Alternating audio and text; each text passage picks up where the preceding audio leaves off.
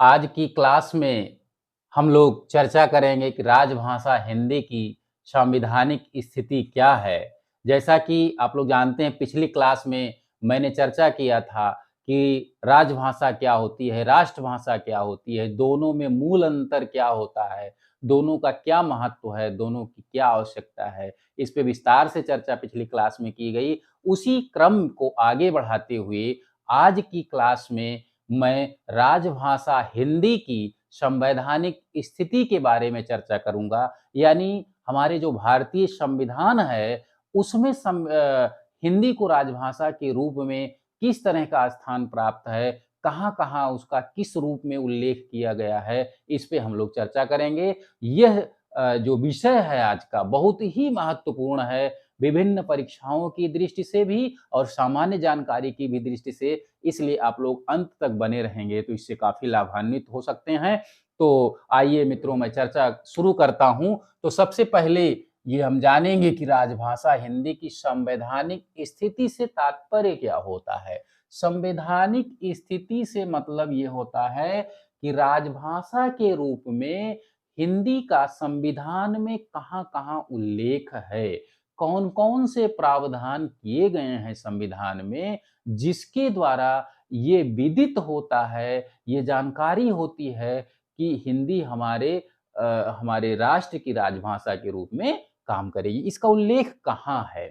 तो सबसे पहले ये मैं चर्चा कर देना चाहता हूँ, पिछली क्लास में भी मैंने चर्चा किया था कि संविधान निर्माण करने वाली जो सभा थी, संविधान सभा हमारे देश की, उसमें काफ़ी विचार-विमर्श के बाद हालाँकि स्थितियाँ बन नहीं रही थी हिंदी को राजभाषा को बनाने को लेकर के, किंतु काफ़ी विचार-विमर्श के बाद विभिन्न समन्वय के द्वारा ये निर्णय लिया गया 14 सितंबर 1949 को कि हिंदी राजभाषा होगी, संघ की राजभाषा के रूप में हिंदी को अधिकार दे दिया गया। और इसी के साथ ही भारतीय संविधान जो 22 भागों में विस्तृत है, उसमें एक भाग 17 को राजभाषा के रूप में स्थापित कर दिया गया, उसको वहाँ पे निर्धारित कर दिया गया और भाग 17 में राजभाषा के रूप में हिंदी का व्यापक रूप से उल्लेख कर दिया गया। तो राजभाषा के रूप में जो भाग 17 है, उसमें अनुच्छेद 343 से लेकर के 351 तक इसमें हिंदी राजभाषा के रूप में किस तरह से कार्य करेगी, संघ सरकार में, राज्य सरकार में, न्यायालयों में और उसका अन्य रूप से कैसे विस्तार होगा, इन सारी चीज़ों का विवरण यहाँ अनुच्छेद 343 से लेकर के 351 तक किया गया है। तो आइए हम एक-एक बिंदु पर, एक-एक अनुच्छेद पर व्यापक रूप से चर्चा करेंगे और उसको आगे बढ़ाएँगे। देखिए जो सबसे पहला खंड आता है, वो संघ सरकार की भाषा से जुड़ा हुआ है। ये मुख्यतः 343 जो अनुच्छेद है और 344 है, ये इससे जुड़ता है। तो अनुच्छेद 343 में ये प्राविधान किया गया है कि संघ की राजभाषा हिंदी होगी और लिपि देवनागरी होगी और अंकों का जो रूप होगा वो अंतर्राष्ट्रीय रूप, भारतीय अंकों का अंतर्राष्ट्रीय रूप स्वीकार किया जाएगा। यहाँ मैं कन्फर्म करना चाहता हूँ, हिंदी जो यहाँ की देवनागरी रूप में लिखी जाती है वो इस तरह से लिखी जाती है, तो इसको मान्यता नहीं दी गई। अंतर्राष्ट्रीय रूप जो अंकों का है, भारतीय अंकों का, वो ये है, इसको मान्यता दी गई। इस तरह की यह बात इसमें की गई। तो इसके साथ-साथ एक प्राविधान और इसमें जोड़ा गया कि जो अंग्रेजी भाषा है, क्योंकि उस समय तक तो राजभाषा के रूप में अंग्रेजी काम कर रही थी, वो संविधान लागू होने से 15 वर्षों तक हमारे देश की राजभाषा के रूप में काम करती रहेगी। यह प्राविधान भी उसमें किया गया। उसके पीछे निहित कारण यह था कि जैसे अंग्रेजी राजभाषा के रूप में काम कर रही है, तो तत्काल उसके स्थान पे हिंदी को राजभाषा पद पे प्रतिष्ठित कर देना संभव नहीं था। तो इसलिए संविधान सभा के विभिन्न जो सदस्य थे, सब लोगों ने मिलकर के ये निर्णय लिया कि इन 15 वर्षों में सन 26 जनवरी 1950 से 26 जनवरी 1965 तक के इन 15 वर्षों में अंग्रेजी के साथ-साथ हिंदी को प्रमोट किया जाएगा विभिन्न शासकीय प्रयोजनों में, और जो विभिन्न क्षेत्रों से विरोध हो रहा है हिंदी का, उसका धीरे-धीरे शमन हो जाएगा और इस तरह से हिंदी को राजभाषा के रूप में 26 जनवरी 1965 में एकमात्र राजभाषा के रूप में प्रतिष्ठित कर दिया जाएगा। इस व्यवस्था को लेकर के यहाँ पे इस अनुच्छेद 343 में प्राविधान किया गया कि 15 वर्षों तक संविधान लागू होने के अंग्रेजी ही राजभाषा के रूप में काम करती रहेगी।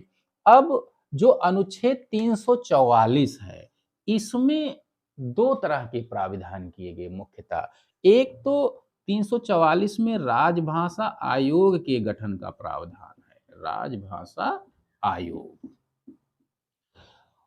तो इसका प्राविधान किया गया है राजभाषा आयोग के गठन का। इसमें यह व्यवस्था की गई है कि राष्ट्रपति को ये पावर दी गई है, ये अधिकार दिया गया है कि संविधान लागू होने के 5 वर्ष बाद तथा संविधान लागू होने के 10 वर्ष बाद, यानी संविधान लागू होने के बाद 2 बार राजभाषा आयोग का वह गठन करेगा राष्ट्रपति। और राजभाषा आयोग का यह काम होगा कि विभिन्न क्षेत्रों में जहां राजभाषा के रूप में अंग्रेजी काम कर रही है, वहां हिंदी को विभिन्न शासकीय प्रयोजनों में कैसे प्रयोग को बढ़ाया जाए, कैसे धीरे-धीरे अंग्रेजी के वर्चस्व को कम किया जाए, यानी अंग्रेजी के प्रयोग को प्रतिबंधित करते हुए हिंदी के प्रयोग को बढ़ाया जाए। चाहे वो न्यायालय हो, चाहे वो संघ सरकार की भाषा हो, चाहे वो विभिन्न प्रकार के शासकीय कामकाजों में, पत्राचार में, और जो सरकारी प्रशासनिक कर्मचारी काम करते हैं, अधिकारी काम करते हैं, उनका जो कार्य व्यवहार जिस भाषा में होता है, उसमें हिंदी को कैसे प्रमोट किया जाए, अंग्रेजी को कैसे कम किया जाए, उसका प्रयोग क्षेत्र। इस क्षेत्र में सिफारिश के लिए राजभाषा आयोग के गठन का प्राविधान किया गया था। अब जो दूसरी व्यवस्था इसमें अनुच्छेद 344 के अंतर्गत की गई, ये है संसद की राजभाषा समिति।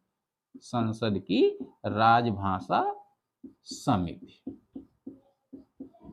मित्रों, इसमें ये प्राविधान किया गया कि राजभाषा आयोग जो सिफारिश करेगा, उसका परीक्षण करने के लिए संसद में एक समिति गठित की जाएगी, राजभाषा समिति, जो 30 सदस्यों के द्वारा निर्मित होगी। उसमें 20 सदस्य लोकसभा से होंगे और 10 सदस्य राज्यसभा से होंगे। इस समिति का ये काम होगा कि राजभाषा के द्वारा जो अधिकार जो सिफारिश की गई है, उन सिफारिशों का परीक्षण किया जाए और परीक्षण के उपरांत राष्ट्रपति के समक्ष वो प्रतिवेदन प्रस्तुत किया जाए। यह अधिकार उस समिति का रहेगा। तो ये 2 व्यवस्थाएं अनुच्छेद 344 में की गई।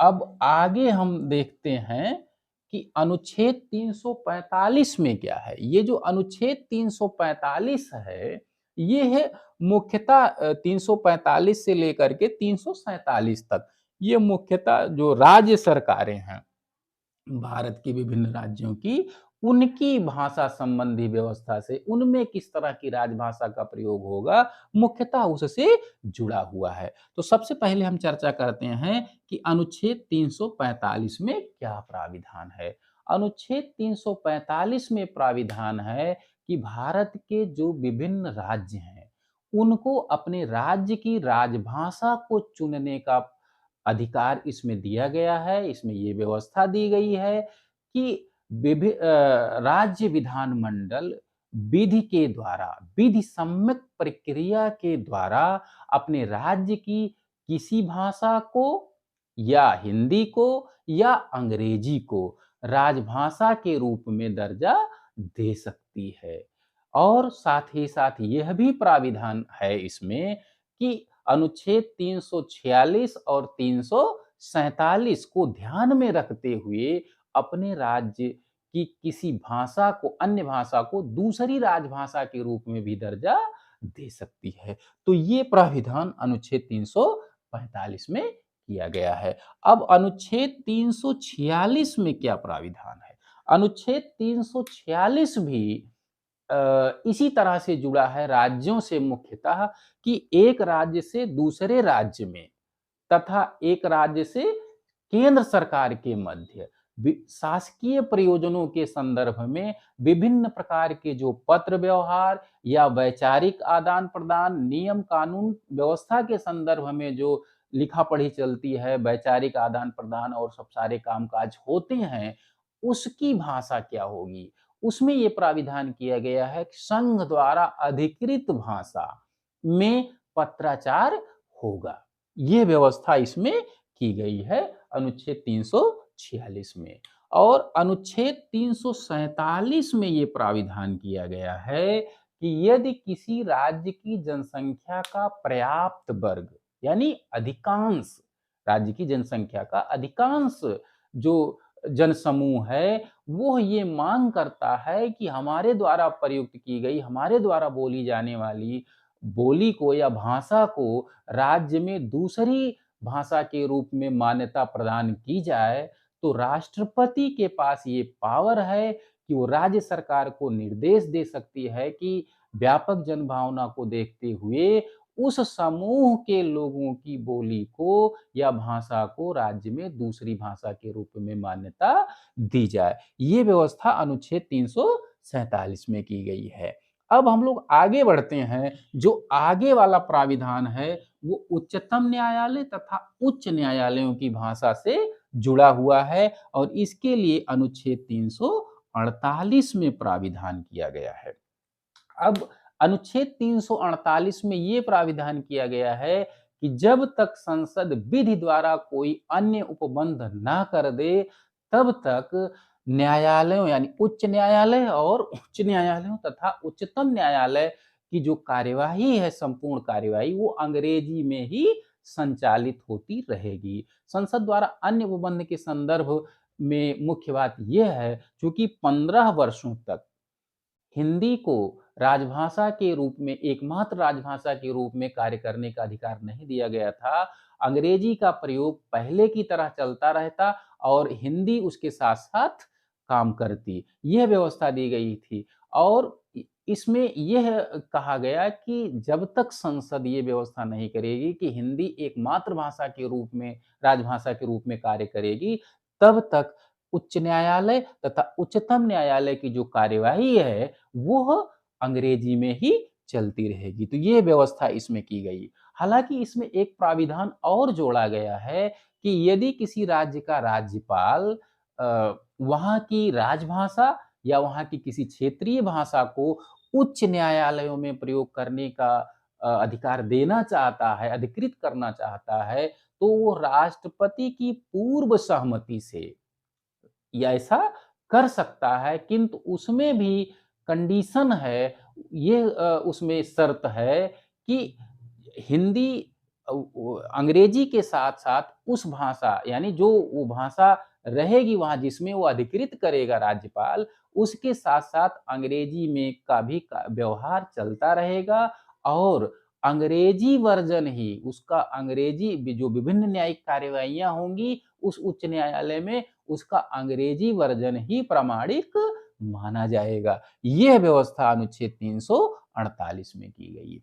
अब अनुच्छेद 349 में यह व्यवस्था की गई है कि यदि संसद राजभाषा के संबंध में कोई संशोधन, कोई विधेयक लाना चाहती है, जैसे राजभाषा को बदलना चाहती है या किसी प्रकार का संशोधन करना चाहती है, तो उसके लिए राष्ट्रपति से पूर्व अनुमति लेना अनिवार्य है। बिना राष्ट्रपति की पूर्व अनुमति के वो ऐसा नहीं कर पाएगी। ये व्यवस्था अनुच्छेद 349 में वर्णित है।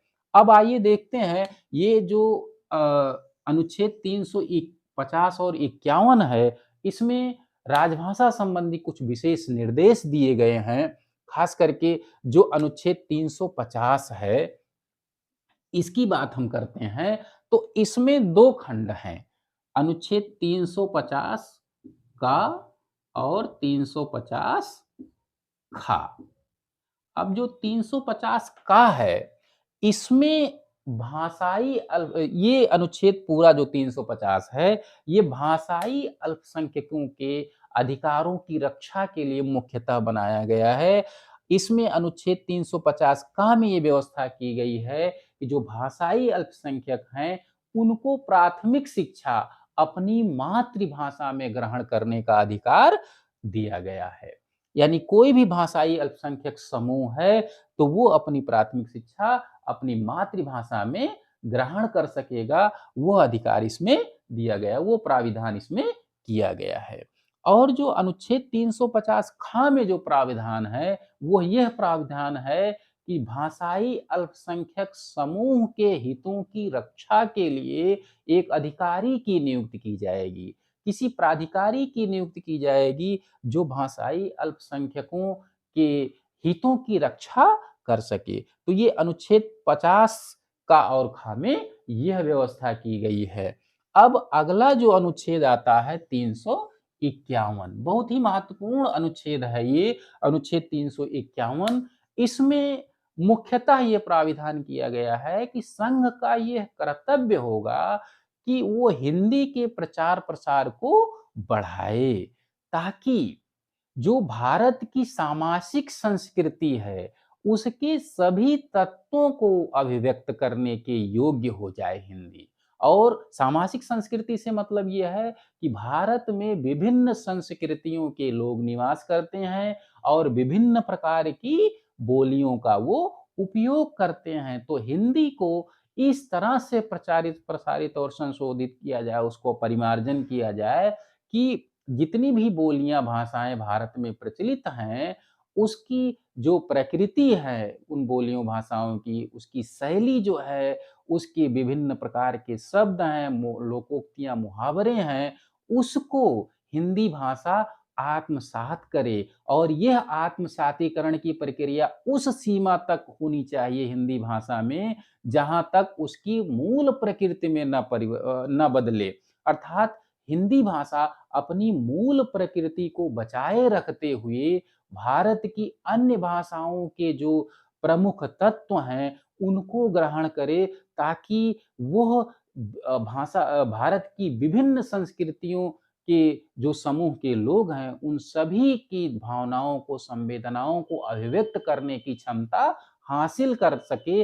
और राजभाषा के रूप में जो उसका विरोध हो रहा है, वह विरोध जो है समाप्त हो जाए और व्यावहारिक रूप से राजभाषा का दर्जा प्राप्त कर सके। तो यह व्यवस्था अनुच्छेद 351 में की गई है कि व्यापक प्रचार प्रसार हो हिंदी का। अब राजभाषा से संबंधित 2 और भाग हैं, जिनका उल्लेख कर देना मैं यहाँ उचित समझता हूं। मुख्य रूप से संविधान का भाग 5 और भाग 6 में। संविधान का जो भाग 5 है, वो संघ से रिलेटेड है। संघ, इसमें संघ की व्यवस्था दी गई है। अब ये खास करके इसका भाग 5 का अनुच्छेद 120, इसमें है संसद की भाषा। संसद की भाषा। अब इस अनुच्छेद में ये प्राविधान है कि संसद की जो कार्यवाही होगी, संसद की जो संपूर्ण कार्यवाही संपन्न होगी, वो हिंदी या अंग्रेजी भाषा में संपन्न होगी।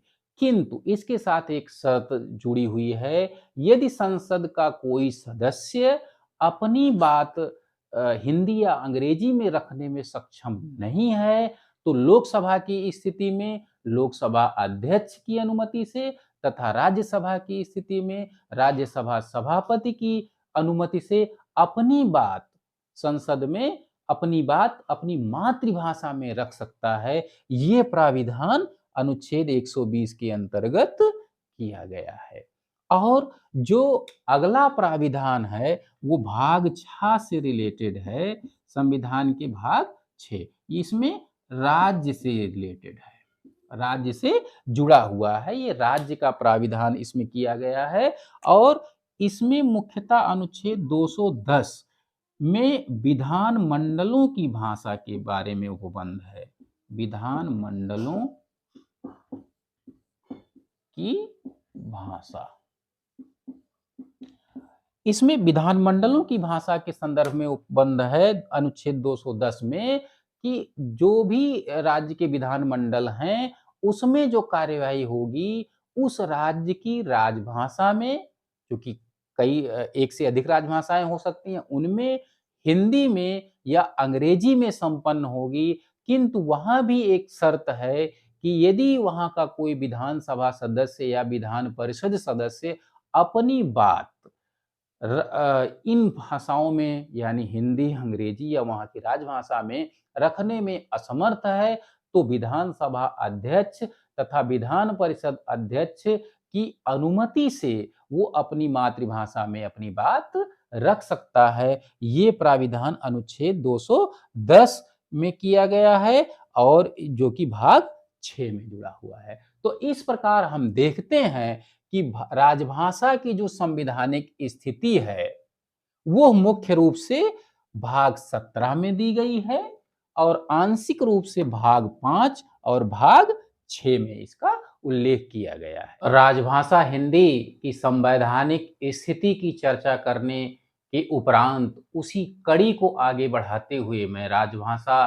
हिंदी के प्रयोग की प्रगति के संदर्भ में चर्चा करूंगा। साथ ही यह भी चर्चा करूंगा कि ऐसे कौन से कारण विद्यमान रहे कि आज भी हिंदी राजभाषा के रूप में व्यवहारिक स्तर पर प्रतिष्ठित होने में नाकाम रही है और अंग्रेजी का वर्चस्व दिन प्रतिदिन बढ़ता जा रहा है। और इसी क्रम में संविधान लागू होने से आज तक राजभाषा हिंदी को प्रतिष्ठित करने के लिए सरकार द्वारा विभिन्न संगठनों द्वारा किए गए प्रयासों के संदर्भ में मैं चर्चा करूंगा। और ये देखिए, इस क्रम में संविधान जब लागू हुआ 26 जनवरी 1950, उसके बाद हिंदी को राजभाषा के रूप में प्रतिष्ठित करने के लिए जो सबसे पहला आदेश जारी हुआ वो राष्ट्रपति का आदेश सन 1955 है। उस समय डॉक्टर राजेंद्र प्रसाद जो राष्ट्रपति थे, उन्होंने ये आदेश जारी किया विभिन्न सरकारी कार्यालयों को कि जनता के द्वारा जो पत्र व्यवहार होता है जनता के मध्य, उसमें अधिकांशतः हिंदी भाषा का प्रयोग किया जाए। यानी हर क्षेत्र में, चाहे प्रशासनिक कार्य हो, जनता से पत्र व्यवहार हो, इत्यादि जो कार्य हैं उसमें हिंदी के प्रयोग को बढ़ावा दिया जाए। और उसी आदेश के अनुक्रम में, अनुपालन में गृह मंत्रालय ने भारत सरकार के अंतर्गत कार्यरत विभिन्न मंत्रालयों को यह सलाह दी कि वो अपने विभिन्न कार्यों में हिंदी के प्रयोग को बढ़ावा दे, जिनका जिनका अनुपालन भी कुछ मंत्रालयों ने किया बखूबी अच्छे से। और इसी वर्ष जो अगला महत्वपूर्ण प्रयास हुआ वो राजभाषा आयोग का गठन सन 1955 में हुआ। ये इस राजभाषा आयोग का गठन, चूंकि राष्ट्रपति के पास ये पावर होती है कि राजभाषा आयोग का गठन कर सके, तो राष्ट्रपति डॉक्टर राजेंद्र प्रसाद ने अपनी इस शक्ति का प्रयोग करते हुए 7 जून 1955 को बीजी खेर की अध्यक्षता में, बीजी खेर,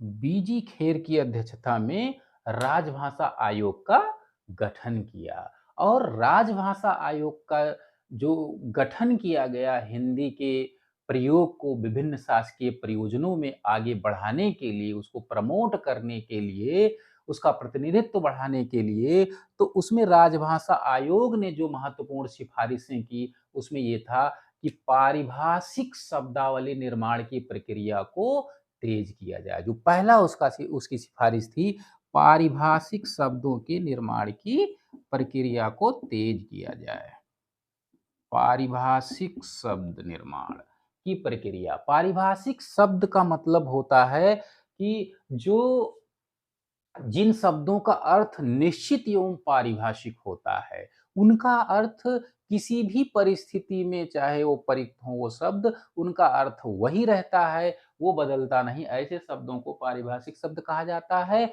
जिनका राजभाषा में बहुत ज़्यादा उपयोग होता है और विधि क्षेत्र में राजभाषा में प्रयोग होता है। इसलिए उस आयोग ने राजभाषा आयोग ने यह सिफ़ारिश अपनी की और दूसरी महत्वपूर्ण सिफ़ारिश ये की कि 14 वर्ष तक के प्रत्येक विद्यार्थी को भारत के हिंदी भाषा का ज्ञान करा दिया जाना चाहिए, ये सिफारिश की। और जो अगली सिफारिश की कि खास करके हिंदी क्षेत्र के जो विद्यार्थी हैं, उनके लिए ये अनिवार्य बना दिया जाए कि अनिवार्य रूप से वो किसी एक दक्षिण भारतीय भाषा यानी अहिंदी क्षेत्र की भाषा को वो सीखें। साथ में अ, अन्य सिफारिश उसकी ये थी कि जो भारत सरकार के प्रकाशन हैं, उनमें प्रकाशनों में अधिकांशतः हिंदी के प्रयोग को बढ़ावा दिया जाए। हिंदी क्षेत्र केंद्र सरकार के जो विभिन्न क्षेत्र में प्रशासनिक स्तर पे अधिकारी और कर्मचारी कार्यरत हैं, उनको कार्यसाधक ज्ञान प्राप्त करने का प्रशिक्षण दिया जाए हिंदी में और जो नहीं कर रहे हैं प्रशिक्षण नहीं ले रहे हैं, उनको प्रोत्साहन दिया जाए, ये व्यवस्था की। और साथ में ये सिफारिश की कि उच्च न्यायालयों में क्षेत्रीय भाषाओं का प्रयोग हो, यानी जो निर्णय दिए जा रहे हैं, उनका जो अनुवाद है वो क्षेत्रीय भाषाओं में भी प्रकाशित हो। और साथ ही उस आयोग ने यह भी सुझाव दिया कि जो विभिन्न प्रतियोगी परीक्षाएँ आयोजित हो रही हैं, उसमें हिंदी को अनिवार्य विषय के रूप में शामिल किया जाए, अनिवार्य प्रश्न पत्र के रूप में शामिल किया जाए। ये महत्वपूर्ण प्रावधान, महत्वपूर्ण सुझाव उस राजभाषा आयोग ने दिया और राजभाषा आयोग के द्वारा की गई सिफारिश का परीक्षण संसद की जो राजभाषा समिति गठित की गई थी 30 सदस्यीय, उसने परीक्षण किया और परीक्षण के उपरांत अपनी रिपोर्ट सन 1959 में राष्ट्रपति को दिया और उस रिपोर्ट राजभाषा आयोग की सिफारिश और संसद की राजभाषा समिति की रिपोर्ट की आधार पर राष्ट्रपति महोदय ने सन 1960 में आदेश जारी किया। ये महत्वपूर्ण कई दृष्टियों से है। इसमें सबसे पहला प्रावधान जो किया गया उसमें ये किया गया है कि अखिल भारतीय सेवाओं में जो भर्ती का माध्यम है, उस भर्ती की जो परीक्षा है, उसका माध्यम अंग्रेजी ही बना रहे और हिंदी को कुछ समय बाद परीक्षा का माध्यम बनाया जाए। साथ में इस आदेश का एक महत्वपूर्ण प्रावधान ये था कि 45 वर्ष से कम आयु के जो केंद्रीय सरकार में कार्यरत कर्मचारी हैं, उनको हिंदी भाषा का प्रशिक्षण प्राप्त करना अनिवार्य कर दिया जाए। किंतु जो 45 वर्ष से अधिक अवस्था क्रॉस के हैं, उनको इस हिंदी के प्रशिक्षण से मुक्ति दे दी जाए।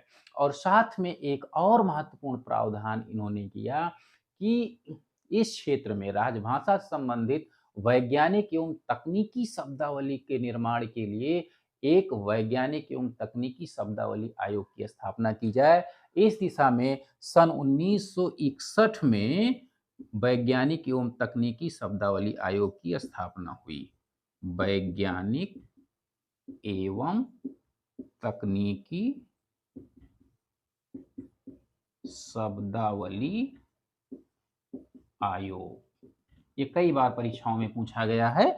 सन 1961 में वैज्ञानिक एवं तकनीकी शब्दावली आयोग की स्थापना की गई और साथ में इस आदेश का एक और महत्वपूर्ण कार्य था, उसमें ये था कि जो टंकक हैं और आशुलिपिक हैं, उनको भी हिंदी का प्रशिक्षण दिया जाए। टंकक मतलब टाइपिस्ट और जो शॉर्ट हैंड में अपना कार्य व्यवहार करते हैं, उन लोगों को भी हिंदी का प्रशिक्षण दिया जाए ताकि वो लोग भी हिंदी को अपने कार्य क्षेत्र में शामिल कर सकें। तो ये राष्ट्रपति का आदेश 1960 और उसके बाद जो अगला महत्वपूर्ण प्रयास किया गया हिंदी को राजभाषा के रूप में प्रतिष्ठित करने के लिए, अधिकाधिक प्रयोग करने के लिए, वो था राजभाषा अधिनियम 1963। किंतु ये जो प्राविधान था, संसद के द्वारा जो ये अधिनियम बना दिया गया, राजभाषा अधिनियम 1963, ये सबसे अहितकारी सिद्ध हुआ राजभाषा हिंदी को प्रतिष्ठित करने में। सबसे बड़ी समस्या इसी अधिनियम से है, आज भी हिंदी को राजभाषा बनाए जाने के संदर्भ में। हुआ ये उस समय कि चूंकि संविधान में ये व्यवस्था कर दी गई थी कि 26 जनवरी 1965 के बाद हिंदी को मुख्य रूप से राजभाषा का दर्जा दे दिया जाएगा, व्यवहारिक दर्जा दे दिया जाएगा और अंग्रेजी उसकी सहायक के रूप में काम करेगी।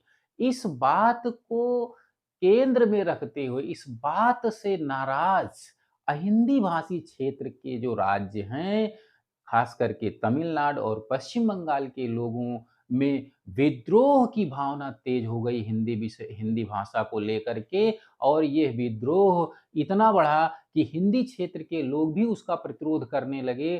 तो इस समस्या से, इस जटिल भाषाई समस्या से निपटने के लिए आनन फानन में उस समय की जो सरकार थी, उसने सन 1963 में एक प्रस्ताव पारित किया संसद से कि हिंदी को राजभाषा के रूप में तब तक प्रतिष्ठित नहीं किया जाएगा या व्यावहारिक दर्जा नहीं प्रदान किया जाएगा, जब तक अहिंदी भाषी क्षेत्र के राज्य अपनी विधानसभाओं से प्रस्ताव पारित करके संसद को भेज न दें कि हिंदी को राजभाषा बनाया जाए। और साथ ही यह भी प्रावधान कर दिया गया, 26 जनवरी 1965 के बाद भी अंग्रेजी का प्रयोग पूर्व की भांति हिंदी के अतिरिक्त किया जाता रहेगा। यानी जैसे 15 वर्षों में अंग्रेजी काम कर रही थी हिंदी भाषा के राजभाषा के रूप में, उसी तरह से आगे भी वो कार्य करती रहेगी। ये सबसे बड़ा दुर्भावना वाला निर्णय साबित हुआ, जो कि उस समय हुआ था।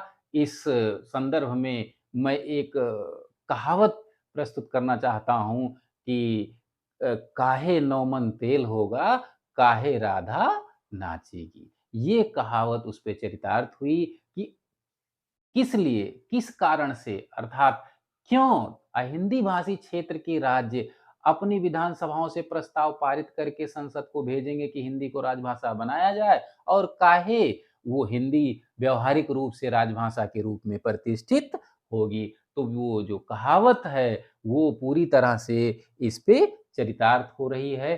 तो ये जो अधिनियम था वो काफी घातक सिद्ध हुआ हिंदी को राजभाषा के व्यवहारिक पद पर प्रतिष्ठित करने की दृष्टि से। अगला जो प्रयास हुआ वो संकल्प 1968 ही संसद के द्वारा लाया गया, दोनों सदनों के प्रस्ताव के द्वारा।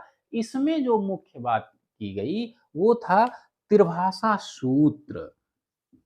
त्रिभाषा सूत्र की व्यवस्था की गई।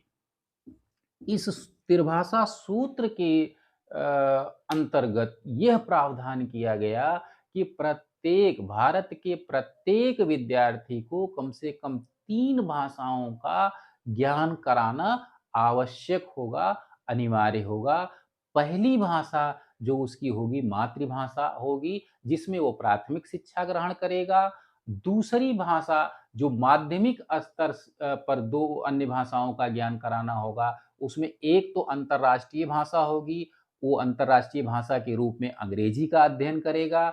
और जो तीसरी भाषा होगी वो खास करके हिंदी क्षेत्र के जो विद्यार्थी हैं, वो आधुनिक भारतीय भाषा, खास करके जो दक्षिण भारत या पूर्वोत्तर भारत की भाषाएं हैं, विशेष रूप से दक्षिण भारत की भाषाओं को प्राथमिकता दिया गया, उनमें से किसी एक भाषा को सीखेगा हिंदी क्षेत्र का विद्यार्थी। और जो दक्षिण भारत का विद्यार्थी है वह हिंदी को प्राथमिकता पे रखेगा, हिंदी को सीखेगा। इसके पीछे ये विचार था कि इससे भाषाई समरसता कायम होगी और हिंदी को राजभाषा बनाए जाने को लेकर के जो विवाद है, उससे मुक्ति मिलेगी और विभिन्न राज्य जो विरोध कर रहे हैं, वो समन्वय की स्थिति में आएँगे और हिंदी के प्रति अपना वो सद्भाव, अपना एक भावनात्मक लगाव महसूस कर सकेंगे। किंतु दिक्कत इस बात की है कि इसका भी जिस रूप से अनुपालन होना था, वो अनुपालन नहीं हो सका। केवल ये कागजी ब्यौरा शामिल हो सका।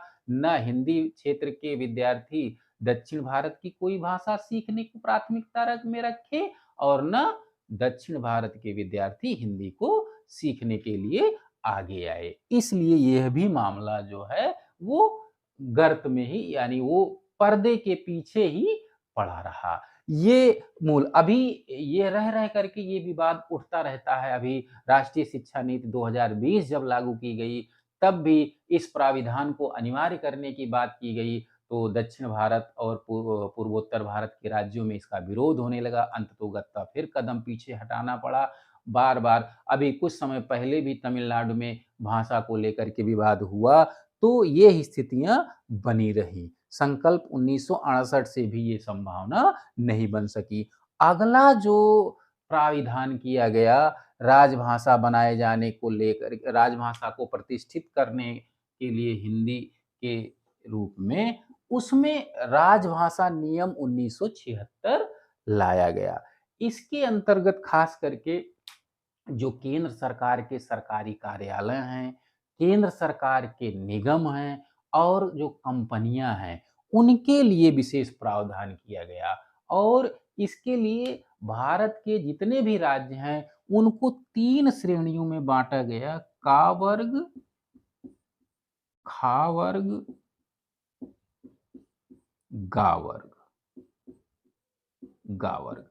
अब का वर्ग में ऐसे राज्यों को शामिल किया गया जो हिंदी भाषी हैं, जैसे उत्तर प्रदेश हुआ, बिहार हुआ, मध्य प्रदेश हुआ, मध्य प्रदेश, छत्तीसगढ़, उत्तराखंड, हिमाचल प्रदेश, दिल्ली, हरियाणा इत्यादि, यानी जो हिंदी भाषी क्षेत्र के राज्य हैं, मातृभाषा के रूप में प्रयोग करते हैं हिंदी को, इनको का क्षेत्र के अंतर्गत शामिल किया गया। और खा वर्ग के अंतर्गत उनको शामिल किया गया उन राज्यों को जो अपनी दूसरी भाषा के रूप में हिंदी का प्रयोग करते हैं, जैसे पंजाब है, गुजरात है, महाराष्ट्र है इत्यादि, ये राज्य। और चंडीगढ़ है, संघ शासित प्रदेश चंडीगढ़ है, अंडमान निकोबार है, इस श्रेणी में आता है। घा क्षेत्र के अंतर्गत इनको शामिल किया। और गा वर्ग के अंतर्गत ऐसे राज्यों को शामिल किया गया जो खास करके अहिंदी भाषी क्षेत्र के शुद्ध रूप में, वो दूसरी भाषा के रूप में भी हिंदी को स्वीकार नहीं करना चाहते। उसमें जैसे केरल है, तमिलनाडु है, पश्चिम बंगाल है, उड़ीसा है इत्यादि राज्यों को शामिल किया गया। अच्छा, ये जो वर्ग बनाए गए, इसमें विशेष रूप से प्रावधान ये किया गया कि जो का वर्ग क्षेत्र में आने वाले केंद्र सरकार के कार्यालय, निगम और कंपनियां हैं, उनमें यदि सरकारी कार्यालय से किसी व्यक्ति विशेष को उस क्षेत्र के पत्र व्यवहार की आवश्यकता पड़ती है, तो वो पत्र व्यवहार विशेष रूप से हिंदी में किया जाए। और या कोई व्यक्ति किसी सरकारी कार्यालय, केंद्र सरकार के कार्यालय को अगर पत्र व्यवहार कर रहा है, तो वह भी हिंदी को ही प्राथमिकता दे। यदि किसी परिस्थिति में अंग्रेजी भाषा में पत्र व्यवहार करना पड़ रहा है, तो अंग्रेजी के साथ साथ उसका हिंदी अनुवाद भी सबमिट करना, लगाना अनिवार्य कर दिया गया। ये प्राविधान का वर्ग के राज्यों के लिए। और खा वर्ग के जो राज्य थे, उनमें भी ये व्यवस्था की गई कि सामान्यतः हिंदी का प्रयोग किया जाए। जनता से पत्र व्यवहार में, चाहे सरकारी कार्यालय से किसी व्यक्ति को पत्र व्यवहार किया जा रहा है, किसी व्यक्ति के द्वारा सरकारी कार्यालय में। और यही व्यवस्था वहां भी लागू की गई कि यदि अंग्रेजी में पत्र व्यवहार किया जा रहा है, तो उसके साथ हिंदी अनुवाद भी दिया जाए। किंतु जो गा वर्ग के राज्य हैं, चूंकि वो हिंदी को तीसरी भाषा के रूप में भी दर्जा नहीं देना चाहते, हिंदी का प्रयोग ही नहीं करना चाहते, तो वो उनके लिए छूट दी गई कि वो अपना काम अंग्रेजी में जैसे कर रहे हैं वैसे करते रहेंगे। तो ये व्यवस्था की गई राजभाषा नियम 1976 के द्वारा। अब आगे हम देखते हैं कि राजभाषा नियम 1976 के बाद राजभाषा हिंदी के विकास की क्या स्थिति रही, उसको हम लोग परखते हैं। इसमें 1976 के बाद राजभाषा हिंदी की प्रगति, हिंदी की प्रगति। तो इस क्षेत्र में मुख्य रूप से 3 मंत्रालय आते हैं। 3 मंत्रालय, उसमें पहला जो है वो आता है गृह मंत्रालय। गृह मंत्रालय। दूसरा जो महत्वपूर्ण है मानव संसाधन विकास मंत्रालय। विकास मंत्रालय। और तीसरा जो आता है वो है विधि मंत्रालय। विधि मंत्रालय। अब इन तीनों मंत्रालयों ने हिंदी के विकास को आगे बढ़ाने के लिए कुछ व्यवस्थाएं की। उसमें गृह मंत्रालय का सबसे पहले हम देखते हैं, तो इसने जो व्यवस्था की, राजभाषा विभाग की स्थापना। राजभाषा विभाग। और दूसरा जो महत्वपूर्ण काम किया, केंद्रीय हिंदी प्रशिक्षण संस्थान। प्रशिक्षण संस्थान। और तीसरा जो काम किया, केंद्रीय अनुवाद ब्यूरो। अनुवाद ब्यूरो।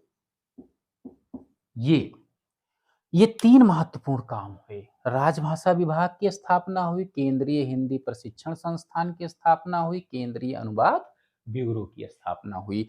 अब जो राजभाषा विभाग था, ये विभिन्न क्षेत्रों में जो भाषाई प्रयोग हो रहे थे, उपयोग हो रहे थे, उसमें हिंदी के प्रयोग को अधिकाधिक करने पर बल दिया। और दूसरा जो केंद्रीय हिंदी प्रशिक्षण संस्थान था, इसका दायित्व ये था, जो केंद्र सरकार के कर्मचारी थे, चाहे प्रशासनिक स्तर के चाहे सामान्य कर्मचारी थे, उनको जो हिंदी में प्रशिक्षण का कार्य दिया जाना था, वो हिंदी प्रशिक्षण देने का काम इस केंद्रीय हिंदी प्रशिक्षण संस्थान का था। जो भी कर्मचारी हिंदी में कार्य साधक ज्ञान प्राप्त करने का कार्य करने का प्रशिक्षण प्राप्त कर लेते थे, वो जो है अपना काम हिंदी में करने के लिए वैलिड हो जाते थे, यानी वैध हो जाते थे, वो करते थे। अब अगला जो प्रभाव काम हुआ इस मंत्रालय के द्वारा, वो है केंद्रीय अनुवाद ब्यूरो। केंद्रीय अनुवाद ब्यूरो का प्रमुख रूप से जो काम था, वो विभिन्न भाषाओं में, खास करके जो अंग्रेजी में जो विभिन्न प्रकार के व्यवहार होते थे, उनको हिंदी में अनुवाद करने का प्रयास किया, यानी अनुवाद के द्वारा हिंदी को आगे बढ़ाने का प्रयास किया। तो ये गृह मंत्रालय द्वारा इतना प्रयास किया गया, किंतु स्थितियां बहुत ही चिंताजनक रहीं। ये अपना काम उपयुक्त रूप से कर नहीं पाया, बिना अधिकार के ऐसे ही रह गया। और ये दूसरा, जहाँ जो कर्मचारी यहाँ प्रशिक्षण लिए, वो इंक्रीमेंट वगैरह ले लिए, वेतन प्रोन्नति ले लिए, उसके बाद पुनः अंग्रेजी में ही काम करने लगे। यह भी संस्था बहुत ज़्यादा लाभदायक सिद्ध नहीं हो सकी। और अगला प्रयास जो है मानव संसाधन विकास मंत्रालय के द्वारा, इसने 2 महत्वपूर्ण प्रयास किए। पहला तो वैज्ञानिक एवं तकनीकी शब्दावली एवं तकनीकी शब्दावली निर्माण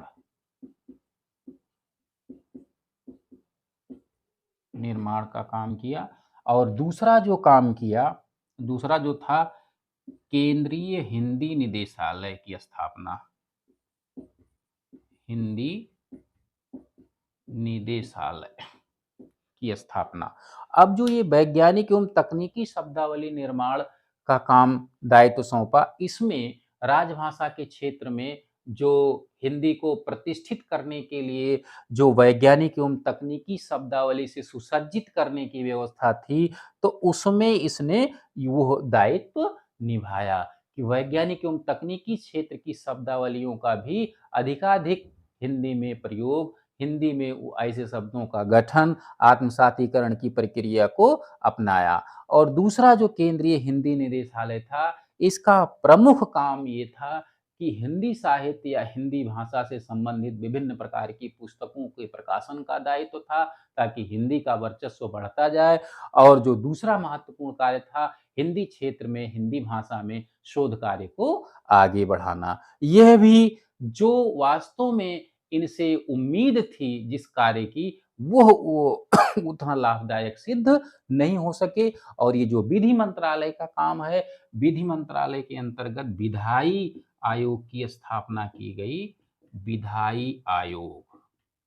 और ये विधायी आयोग का दायित्व था कि विधि क्षेत्र में विभिन्न शब्दावलियों का निर्माण करना। तो ये सन 1976 के बाद राजभाषा की प्रगति का ये ब्यौरा रहा।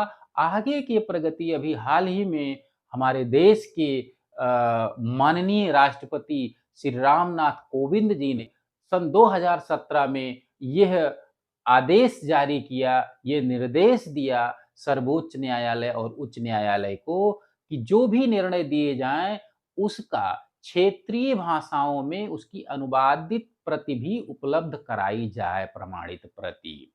और अभी हाल ही में हमारे जो सर्वोच्च न्यायालय के मुख्य न्यायाधीश हैं, वर्तमान मुख्य न्यायाधीश जस्टिस डी.वाई. चंद्रचूड़, ये खास करके सर्वोच्च न्यायालय और उच्च न्यायालय में अंग्रेजी के साथ-साथ हिंदी भाषा और अन्य क्षेत्रीय भाषाओं में निर्णयों की प्रतियां उपलब्ध कराने के प्रति काफ़ी सजग हैं। इन्होंने सलाह भी दिया है और ये उस बात को लेकर के काफ़ी कटिबद्ध हैं और वो प्रोत्साहित करते रहते हैं। और इन्होंने साथ में यह भी सुझाव दिया है कि आर्टिफ़िशियल इंटेलिजेंस और भारतीय भाषा प्रसंस्करण तकनीकी का उपयोग करते हुए विभिन्न भाषाओं में जो निर्णय है, यानी क्षेत्रीय भाषाओं में निर्णय सुनाया जाए। और इसी को ध्यान में रखते हुए केरल उच्च न्यायालय एक भारत का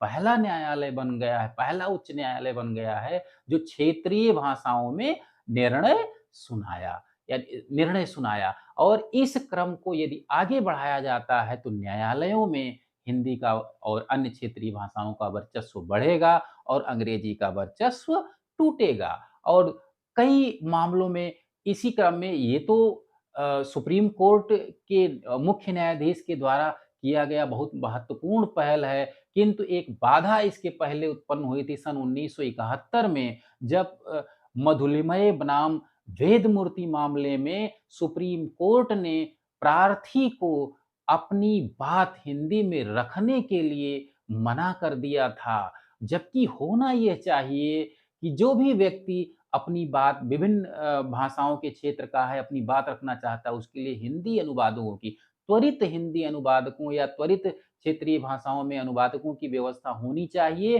ताकि हर व्यक्ति अपनी बात न्यायालयों में, चाहे सुप्रीम कोर्ट हो या हाई कोर्ट हो, वहाँ अपनी बात आसानी से रख सके। और खास करके आगे जो और कई समस्याएँ आती हैं, एक तो सबसे बड़ी समस्या आज राजभाषा हिंदी जो हिंदी अपने व्यावहारिक पद पर, राजभाषा के पद पर प्रतिष्ठित नहीं हो सकी है, उसमें सबसे बड़ा जो अवरोध है, जो दृढ़ राजकीय इच्छाशक्ति की, राजनीतिक इच्छाशक्ति की दृढ़ता की कमी है। अभी आप विश्व के अन्य देशों का उदाहरण लीजिए, जर्मनी सन 1815 में स्वतंत्र हुआ और एकीकरण के बाद बिस्मार्क ने वहाँ 1 साल के अंदर जर्मन भाषा को राजभाषा के रूप में प्रतिष्ठित कर दिया।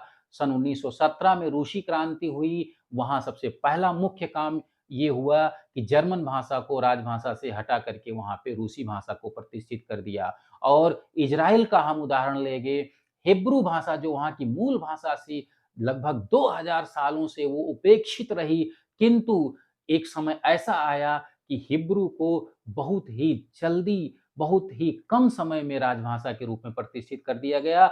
इसी तरह से चीन में देखिए, मंदारिन के रूप में वहाँ की भाषा काम कर रही है, जापान में जापानी काम कर रही है, जो हमसे कई गुना आगे हैं, विकसित हैं, लेकिन भारत में ये तमाम व्यवस्थाएँ, तमाम अव्यवस्थाओं के चलते ये सब हो नहीं पाया। राजनीतिक इच्छा शक्ति पहला कारण है। दूसरा देखिए, दिन प्रतिदिन अंग्रेजी माध्यम से जो शिक्षा का बढ़ता फैशन है, ये हिंदी के लिए बहुत ही घातक सिद्ध हो रहा है। आज होड़ लगी है, आज अपने क्षेत्र में टटोल लीजिए, हिंदी मीडियम की स्कूल बहुत तेज़ी से सिमटते जा रहे हैं और अंग्रेजी का वर्चस्व बढ़ता जा रहा है। आने वाला जो हिंदी का भविष्य है, वो बहुत ही अंधकारमय है। तो और तीसरी जो कारण है इसके भी समस्या के लिए, वो राजभाषा आयोग का निष्क्रिय होना। राजभाषा आयोग को जो पावर मिलनी चाहिए, जो अधिकार मिलना चाहिए, वो अधिकार नहीं दिया गया। और दूसरी चीज़, अगला जो इसमें प्रयास होना चाहिए था, वो जो त्रिभाषा सूत्र की जो व्यवस्था है, जो लागू की गई है, उत्तर और दक्षिण भारत की भाषाओं में एक समरसता भाषाई कायम करने के लिए उसको भी निष्पक्ष रूप से लागू किया जाना चाहिए। और हिंदी को विभिन्न क्षेत्रों के जो अहिंदी भाषी या हिंदी भाषी क्षेत्र के लोग हैं, मिल बैठ कर के एक बीच का रास्ता अपनाया जाना चाहिए और बीच का रास्ता अपना करके हिंदी को एक राजभाषा के रूप में प्रतिष्ठित करने के लिए काम करना चाहिए, ताकि हिंदी राजभाषा के रूप में प्रतिष्ठित हो सके और हिंदी क्षेत्र में यानी पूरे भारत में निवास करने वाली जो जनता है, उसमें एक एकता की भावना, उसमें एक अपनी पहचान की भावना, एक अस्मिता की भावना कायम कर सके और जो भारत को गौरवान्वित करने के लिए, वैश्विक पटल पर स्थापित करने के लिए महत्वपूर्ण सिद्ध होगा। तो मुझे उम्मीद है मित्रों, ये क्लास आपको अच्छी लगी होगी। यदि अच्छी लगी हो तो चैनल को सब्सक्राइब कीजिए, शेयर कीजिए और इसी के साथ बहुत-बहुत धन्यवाद।